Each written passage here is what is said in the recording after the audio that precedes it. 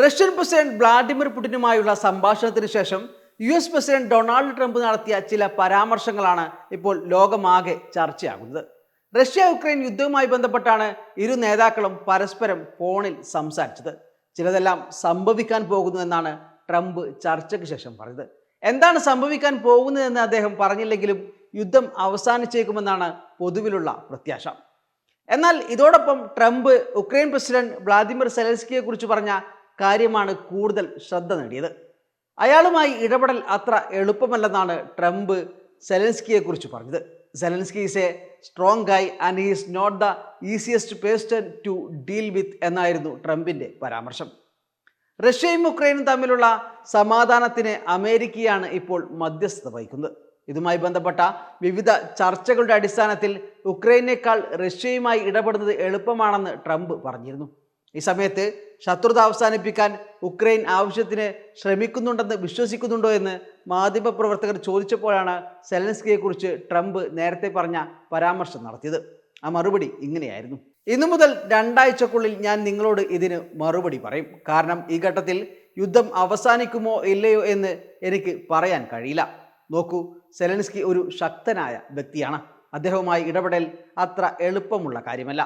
പക്ഷേ അദ്ദേഹം യുദ്ധം നിർത്താൻ ആഗ്രഹിക്കുന്നുവെന്ന് ഞാൻ കരുതുന്നു. ഇതായിരുന്നു ട്രംപ് വൈറ്റ് ഹൗസിൽ വെച്ച് മാധ്യമപ്രവർത്തകരോട് പറഞ്ഞത്. പുടിനും ഞാനും ഒരുമിക്കുന്നത് വരെ ഒന്നും സംഭവിക്കില്ല എന്ന് ട്രംപ് കഴിഞ്ഞ ആഴ്ച പ്രതികരിച്ചിരുന്നു. നേരിട്ടുള്ള ചർച്ചകൾക്കുള്ള റഷ്യയുടെ നിർദ്ദേശം ഉടനടി അംഗീകരിക്കാൻ അദ്ദേഹം ഉക്രൈനോട് ആവശ്യപ്പെട്ടു. തുർക്കിയിൽ നടന്ന ചർച്ചകൾക്കും ഏറ്റവും പുതിയ ആഹ്വാനങ്ങൾക്കു ശേഷവും വിഷയം പരിഹരിക്കാൻ സാധിക്കുമെന്ന ശുഭാപ്തി വിശ്വാസത്തിലാണ് ട്രംപ് ഉള്ളത്. വിഷയത്തിൽ വലിയ അഹങ്കാരങ്ങൾ ഉൾപ്പെട്ടിട്ടുണ്ടെന്ന് ഞാൻ നിങ്ങളോട് പറയുന്നു. പക്ഷേ എന്തോ സംഭവിക്കുമെന്ന് ഞാൻ കരുതുന്നു. അങ്ങനെ സംഭവിച്ചില്ലെങ്കിൽ ഞാൻ പിന്മാറും. അവർ മുന്നോട്ട് പോകേണ്ടി വരും എന്നും ഡൊണാൾഡ് ട്രംപ് പറഞ്ഞു വെക്കുന്നുണ്ട്.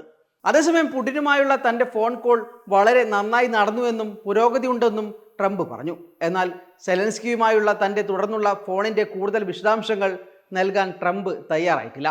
എന്നാൽ പുടിനുമായുള്ള ഫോൺ കോളിന് മുമ്പും ശേഷവും തിങ്കളാഴ്ച ട്രംപുമായി 2 തവണ സംസാരിച്ചതായും ഉക്രൈൻ്റെ പങ്കാളിത്തമില്ലാതെ ഉക്രൈനുമായി ബന്ധപ്പെട്ട ഏതൊരു തീരുമാനവും എടുക്കുന്നതിനെതിരെ മുന്നറിയിപ്പ് നൽകിയതായും സെലൻസ്കി പറയുന്നു. ഉക്രൈൻ യുദ്ധം നിർത്താൻ ആഗ്രഹിക്കുന്നുവെന്ന് പറയുമ്പോൾ തന്നെ റഷ്യയുടെ ഒരു അന്തിമ ശാസനകൾക്കും സമ്മതിക്കില്ലെന്ന നിലപാടിലാണ് സെലൻസ്കി.